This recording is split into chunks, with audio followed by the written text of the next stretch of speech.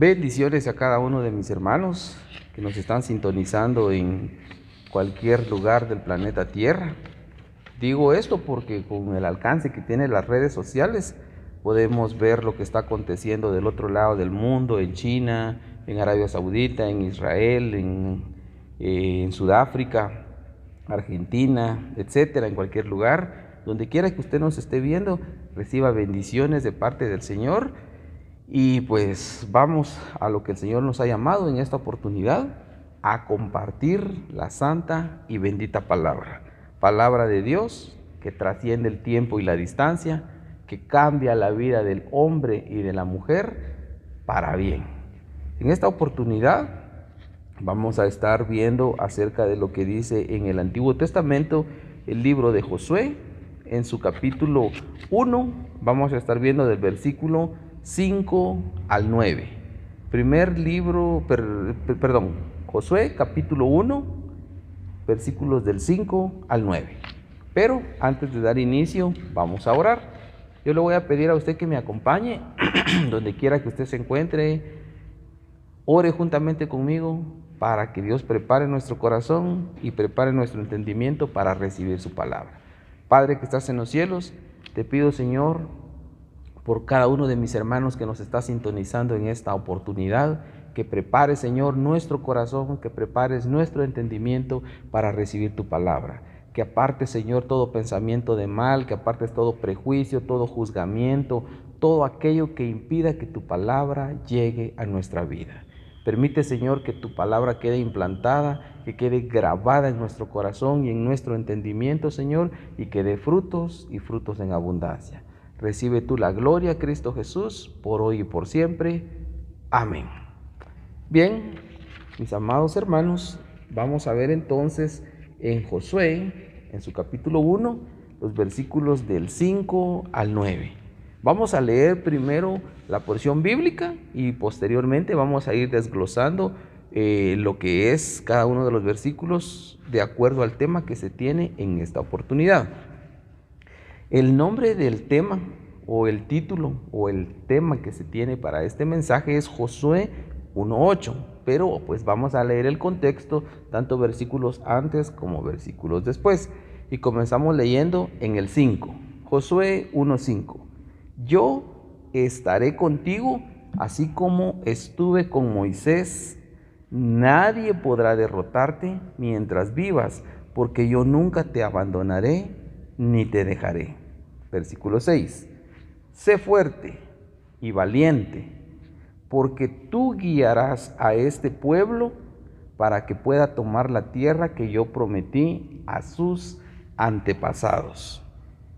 El 7. Pero tienes que ser fuerte y valiente, obedeciendo los mandamientos que te dio mi siervo Moisés. Si te mantienes fiel a ellos, triunfarás donde quiera que vayas. 8. Repite siempre las palabras del libro de la ley de Moisés. Estudia día y noche, de manera que puedas actuar de acuerdo a lo escrito en él, para que te vaya bien y tengas éxito. Y el versículo 9. Te repito, sé fuerte y valiente. No tengas miedo ni te desanimes, porque el Señor tu Dios estará contigo donde quiera que vayas. Esto, mis amados hermanos, esto es una orden de parte del Señor.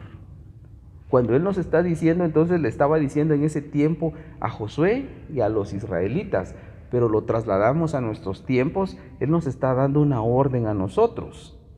Te repito, sé fuerte y valiente. No tengas miedo ni te desanimes, porque el Señor tu Dios estará contigo donde quiera que vayas. Es una bendición de parte de Dios que tanto ustedes como nosotros tengamos esta bendición especial, que Dios está con cada uno de nosotros. Y como el tema de esta oportunidad es Josué 1:8, nos vamos a estar centrando en el versículo 8. Repite siempre las palabras del libro de la ley de Moisés. Estúdialo de día y de noche, de manera que puedas actuar de acuerdo a lo escrito en él para que te vaya bien y tengas éxito. Quizá varíe un poco las palabras de acuerdo a la versión que usted tenga, pero este es el mensaje central, que debemos de repetir o meditar en el libro de la ley de día y de noche, de manera que podamos actuar de acuerdo a lo escrito en él para que nos vaya bien y tengamos éxito.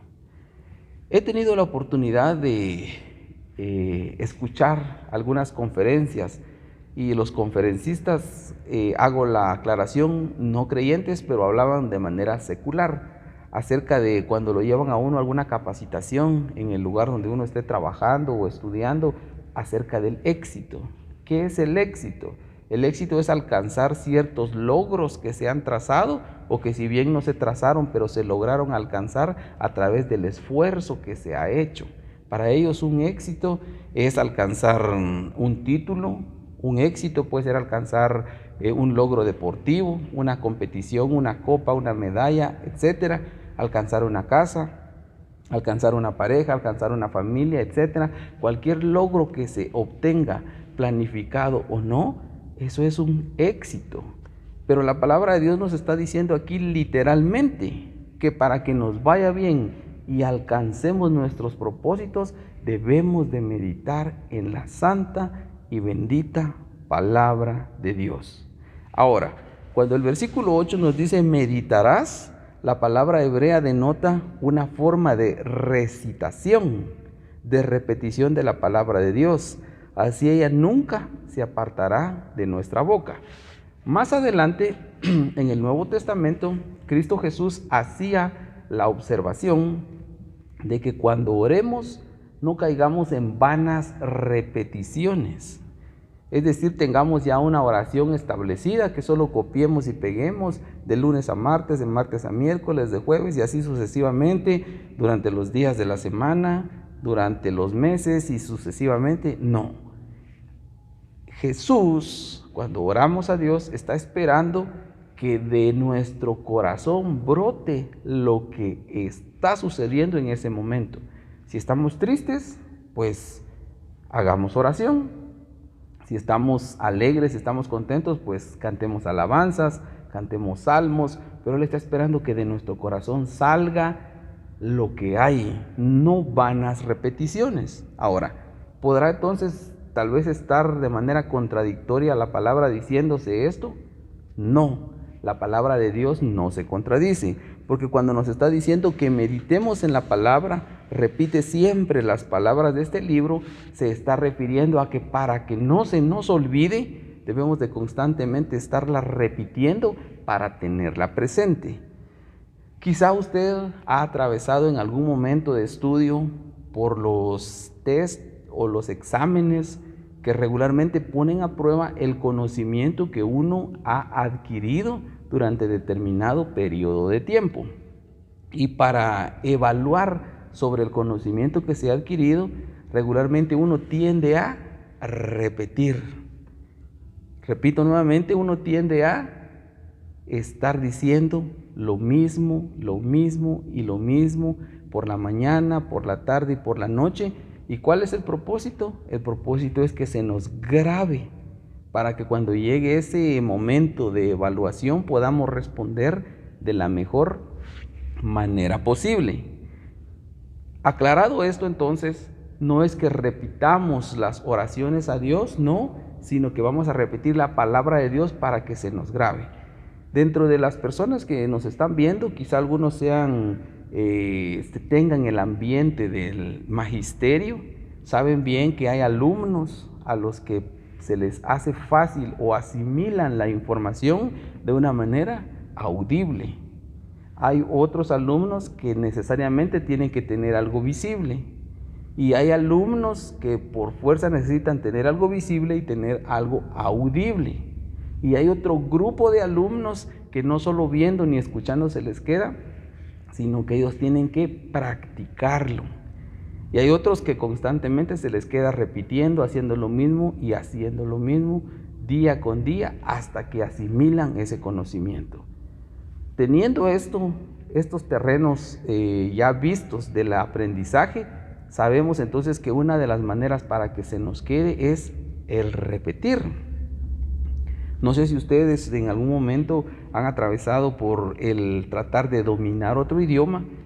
Yo pues ya tengo algún tiempo de estar tratando de estudiar el idioma inglés, algo que por algunos periodos de tiempo lo he dejado, luego lo retomo, luego lo dejo, luego lo retomo, pero para que se quede tiene uno que constantemente estar repitiendo. Por ejemplo, trabajar, to work, o estudiar, to study, y así sucesivamente, para que a uno se le graben los verbos, para que uno se le grabe, por ejemplo, los objetos, desk, chair o house, etcétera. Pero usted, o tal vez conoce de alguien que ha escuchado que constantemente está repitiendo y repitiendo hasta que esta información se hace parte en sí del individuo, pasa a ser parte de uno, de tal forma que cuando uno está escuchando una conversación, sigamos con el ejemplo que tengo, si yo escuchara una conversación en inglés, logro identificar algunas palabras, pero si yo no continúo estudiando, quizá escuche una conversación y va a ser totalmente desconocida para mí porque no la voy a entender. Por eso entendemos que en Josué 1:8, cuando dice repite siempre las palabras del libro de la ley de Moisés, estúdialo de día y de noche, se está refiriendo a todo tiempo. Si usted tiene tiempo por las mañanas, conozco yo de personas, compañeros de estudio en la universidad, que se les hace más fácil levantarse muy temprano, tipo 3:30, 4 de la mañana, estudiar, que con toda la energía y con todo el ánimo retienen más lo que estudian.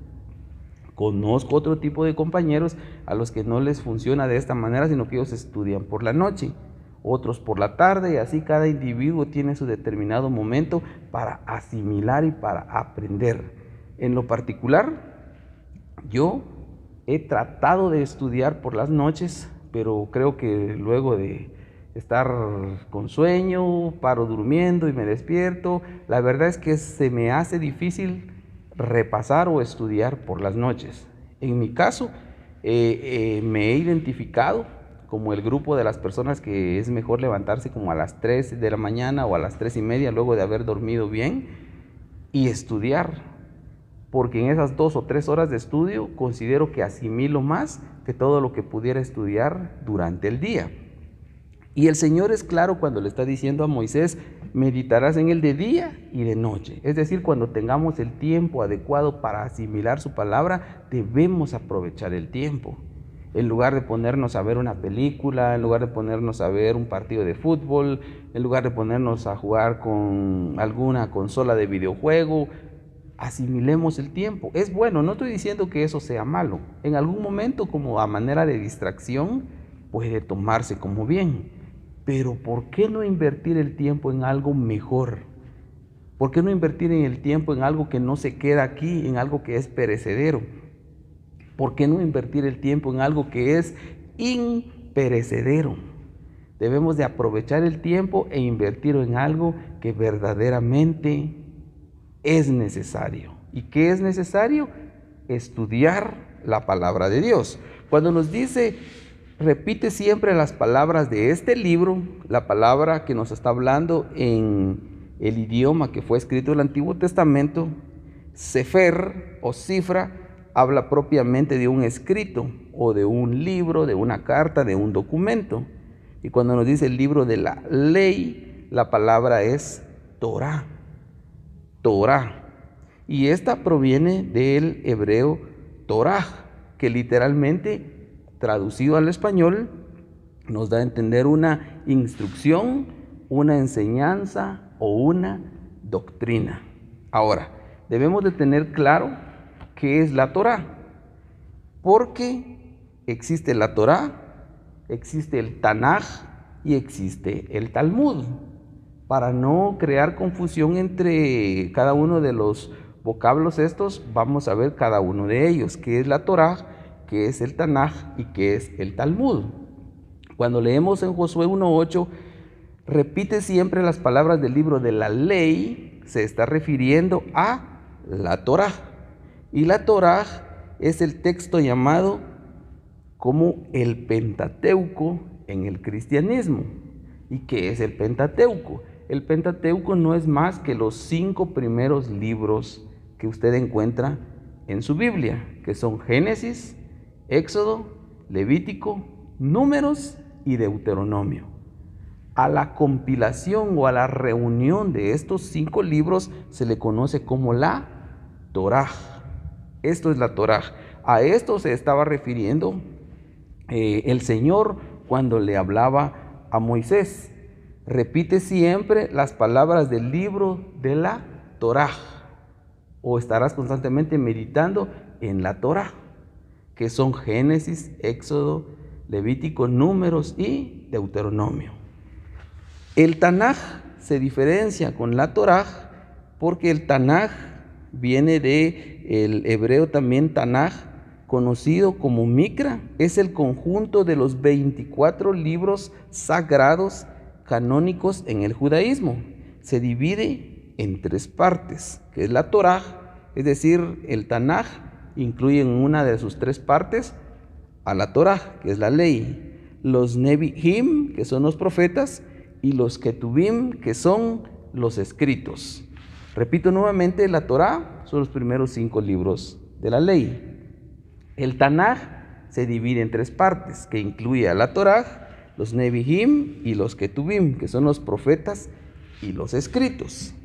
Los textos están escritos mayoritariamente en hebreo antiguo, aunque también hay pasajes en arameo. Y el Talmud.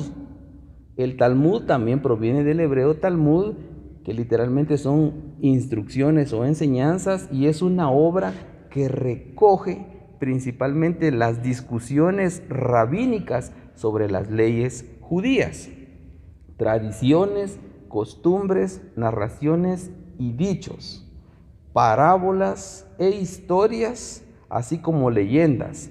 Es un inmenso código civil y religioso elaborado en el siglo III y el siglo V por los eruditos hebreos. Esto es el Talmud. El Talmud no es más entonces que la recopilación de las discusiones rabínicas sobre las leyes judías. Tenemos claro ahora entonces qué es el Talmud, qué es el Tanaj y qué es la Torá. ¿Por qué cuando Jehová le dijo a Moisés que pusieran, que meditaran en el libro de la Torá, la compilación de los primeros 5 libros? Es porque en ese momento eso es lo que se encontraba escrito. Y dentro de la Torá, saben ustedes bien que se encontraban detallados los 10 mandamientos, que era lo que normaba, que era lo que regía al pueblo de Israel, y que es lo que norma y que es lo que regula la conducta de casi todos los seres a nivel mundial. Porque dentro del hombre se sabe bien que no debe matar, que no debe robar y que se deben de cumplir los 10 mandamientos establecidos. Cuando Cristo Jesús vino a la tierra, cumplió a cabalidad toda la ley y resumió estos 10 mandamientos en 2, que son: amarás al Señor tu Dios con todo tu corazón, con toda tu mente, con todas tus fuerzas, y el segundo mandamiento: y a tu prójimo como a ti mismo. Actualmente he estado escuchando yo acerca de algunas opiniones que tienen algunos conocidos personajes dentro del ámbito llamado cristiano a nivel latinoamericano y nivel mundial, que muchos, tomando como base el humanismo, han antepuesto al primer mandamiento que dijo Jesucristo, de los 2 que resumen a los 10, han antepuesto al segundo al primero. Cristo Jesús fue claro al decir, y estos 2 mandamientos resumen a los demás: amarás al Señor tu Dios, el primero, y a tu prójimo como a ti mismo. Pero actualmente se ha estado anteponiendo: amarás a tu prójimo como a ti mismo primero, y amarás al Señor tu Dios como segundo. Sabemos bien que Dios debe ocupar el primer y único lugar en nuestro corazón, mientras que nuestro prójimo lo vamos a poder amar, pero si amamos a Dios. Si yo no amo a Dios, no voy a poder amar a mi prójimo. Por lo tanto, el orden de prioridades es amar a Dios en primer lugar, luego a mi prójimo como a mí mismo, no al revés. Y estos personajes, han estado anteponiendo el humanismo. ¿Por qué? Porque en estos últimos días, en estos postreros días, dice la palabra que se levantarán muchos falsos profetas, muchos falsos maestros, muchos falsos pastores que torcerán la palabra de Dios para sus propios beneficios. Alterarán el orden de la palabra para sus propios beneficios. Y sabemos que los beneficios que ellos buscan regularmente son lucrativos. Entre más dinero obtengan, mejor para ellos. Por eso anteponen todo esto, tuercen la palabra. Por ello, es importante, amados hermanos, que ustedes busquen, que ustedes escudriñen, que ustedes lean, que seamos guiados por el Espíritu Santo a toda verdad para entender cuál es el sentir de la palabra hacia nuestra vida. Está bien que escuchemos que alguien nos dé la interpretación para que sea más fácil entenderla, pero no nos conformemos solo con ello. Clamemos a Dios para que sea el mismo Dios que abra nuestro entendimiento para poder comprender las Escrituras. Cuando entonces Jehová le dice a Moisés que meditara en el libro de la ley, se estaba refiriendo a esto, a los primeros 5 libros de la Biblia. Josué 1:9 le dice, te repito, es decir, le está diciendo nuevamente, te repito, sé fuerte y valiente, no tengas miedo, ni te desanimes, porque el Señor tu Dios estará contigo donde quiera que vayas. Aquí podemos extraer, sé fuerte y valiente. La palabra valiente es del hebreo, chazak, o ser fuerte, valeroso, con fortaleza, firme, fortificado o poderoso. Generalmente las palabras fuerte o valiente definen a chazak, pero esta palabra tiene una amplia gama de significados, ya que figura más de 300 veces en el Antiguo Testamento. Por ejemplo, fortaleció. Busque ahí en su Biblia, en el primer libro de Samuel, en el capítulo 30 y versículo 6. Primer libro de Samuel 36.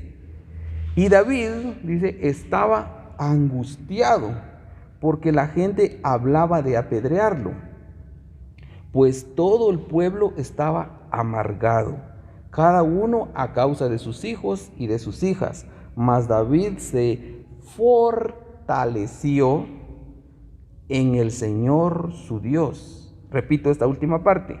Mas David se fortaleció en el Señor su Dios.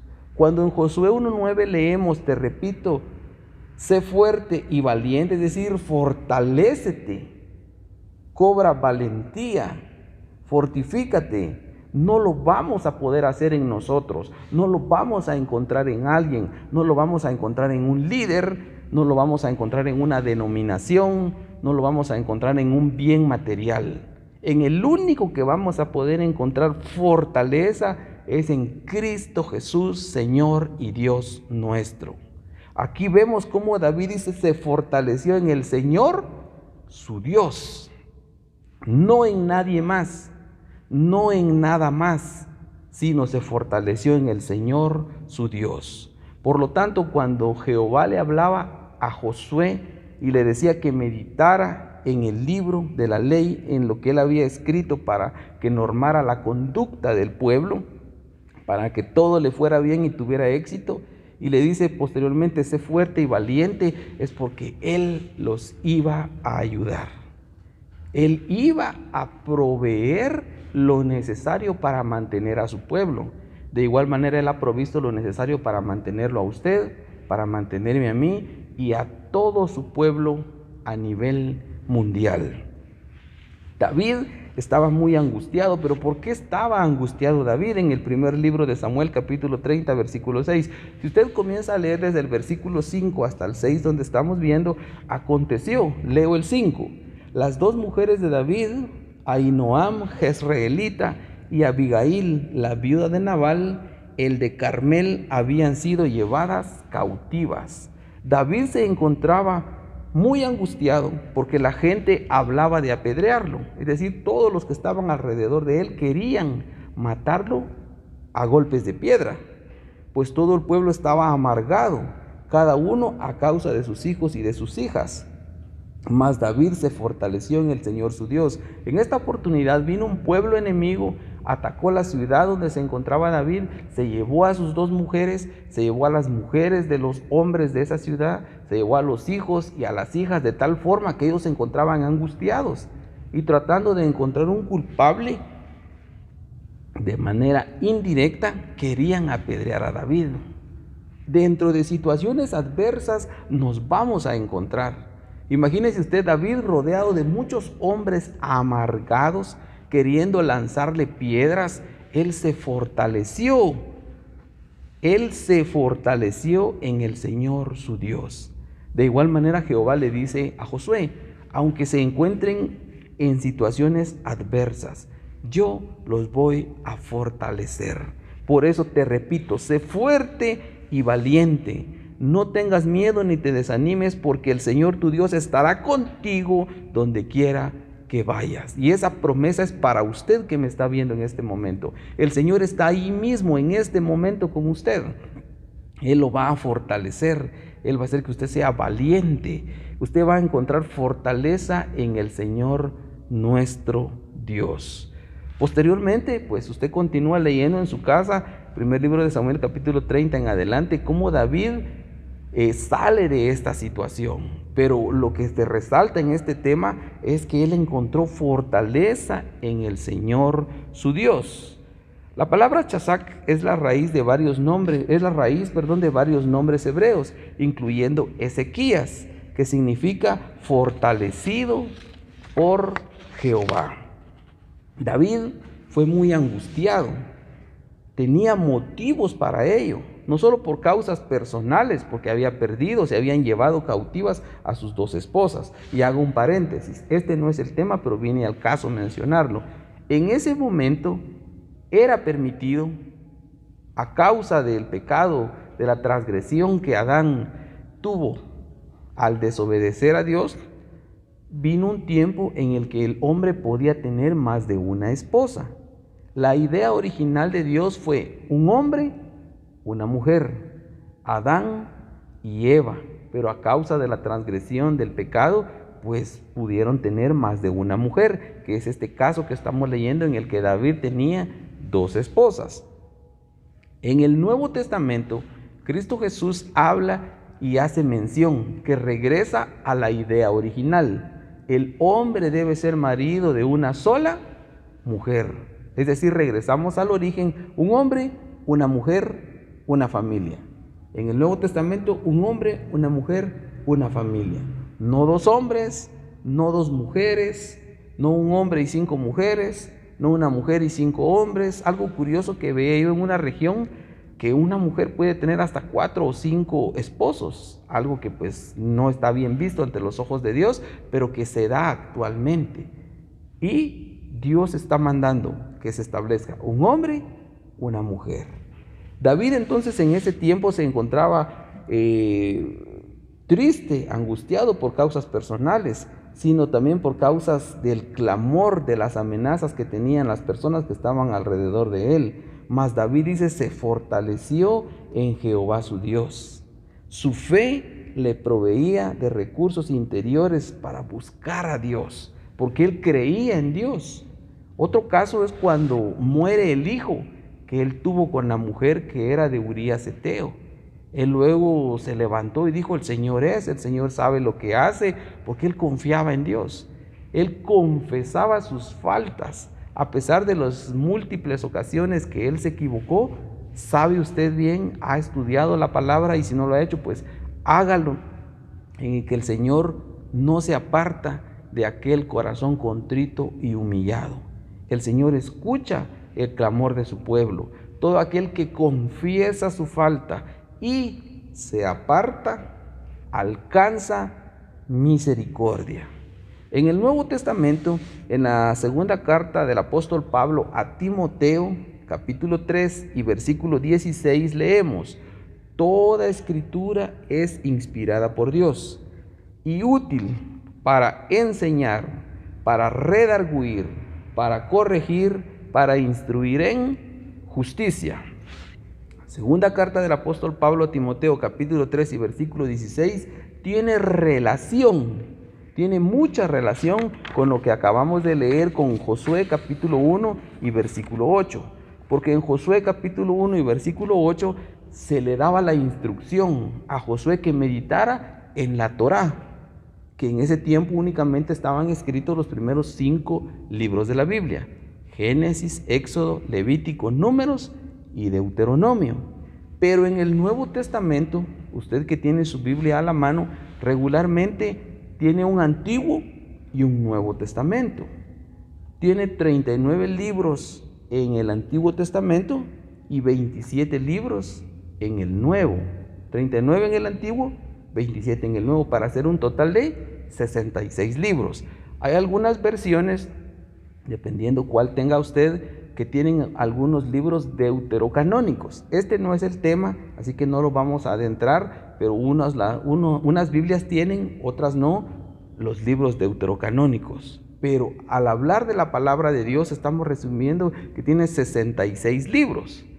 Cuando vemos ahora que dice que toda la escritura es inspirada por Dios y útil para enseñar, para redarguir, para corregir, para instruir en justicia, nos da a entender ahora que en el libro que debemos de meditar ya no es solo la Torá, sino que ahora nosotros debemos, usted y yo como creyentes, como hijos de Dios, debemos de meditar en nuestras Biblias, desde Génesis hasta Apocalipsis. En esto debemos de meditar. Y si meditamos en ello, nos va a ir bien y vamos a tener éxito. Repite siempre las palabras. Si lo ponemos ahora a nuestros tiempos, Josué 1:8, ¿cómo serían nuestros días? Repite siempre las palabras del libro de Génesis a Apocalipsis. Estúdialo de día y de noche, de manera que puedas actuar de acuerdo a lo escrito en él, para que te vaya bien y tengas éxito. ¿Quiere usted tener éxito entonces? Meditemos en la palabra de Dios para que nos vaya bien en nuestra vida. Cuando sacamos de 2 de Timoteo 3:16 los 4 aspectos que la palabra de Dios es útil para enseñar, para redarguir, para corregir y para instruir en justicia, tenemos lo siguiente. Enseñar viene del griego didaskalia, que es instrucción, la función o la información, enseñanza o doctrina. Redarguir viene de elenjos, que esto es una prueba o una convicción, o redarguir. ¿Qué es redarguir? Redarguir es rechazar la validez de una idea o afirmarla teniendo siempre argumentos para hacerlo. Quiere decir entonces que la palabra de Dios es útil para aprobar algo o para rechazar algo.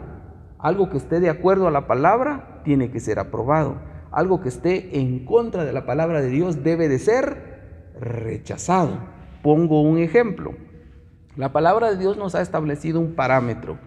Buscad primeramente el reino de Dios y su justicia, y todo lo demás vendrá como añadidura. Este es el parámetro que Dios ha establecido en su palabra. Pero actualmente han torcido esto. Actualmente, de acuerdo a la doctrina de la prosperidad, solo por mencionar una falsa doctrina que actualmente circula mucho, ellos anteponen a que el hombre tiene que estar bien en esta tierra para decir que es hijo de Dios. Y el que no esté bien, ponen en duda si es o no hijo de Dios. Comienzan a anteponer primero todo lo que esté en ganancia, todo lo que sea lucrativo, para que ellos puedan decir que está bien. Si vemos esto a la luz de la palabra, redarguir entonces es rechazar o confirmar algo que esté conforme o que no esté conforme a la palabra de Dios. Para corregir, dice, para corregir en griego es panordosis. Perdone usted si no pronuncio bien el griego.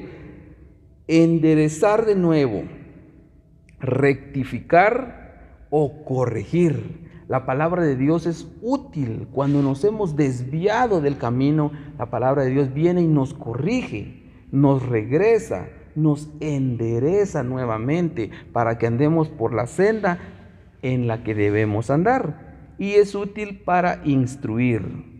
Instruir es la educación o el entrenamiento. Por implicación es la corrección disciplinaria para instruir. Josué 1:8.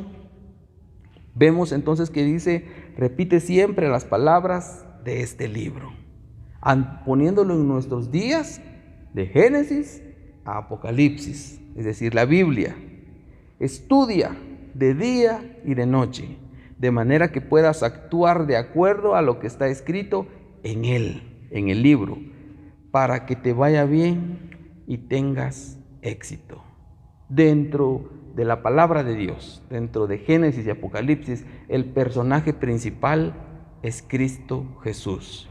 Y el plan de salvación está trazado, está presentado, como dice Juan 1:1, que en el principio era el Verbo, y el Verbo era con Dios, y el Verbo era Dios. A los suyos vino, y los suyos no le recibieron. Mas usted y yo, que hemos creído en Él y le hemos recibido, nos ha sido dada potestad de ser llamados hijos de Dios. Deseo, amado hermano, que en esta oportunidad la palabra de Dios haya llegado a su vida, que usted sea edificado por la palabra de Dios como lo somos todos nosotros, para que entendamos que debemos de meditar de día y de noche, constantemente estarla repitiendo para que se nos grabe, para que se nos quede y de esta manera ser agradables a Dios. No me resta más que orar. Quiero que oremos en este momento.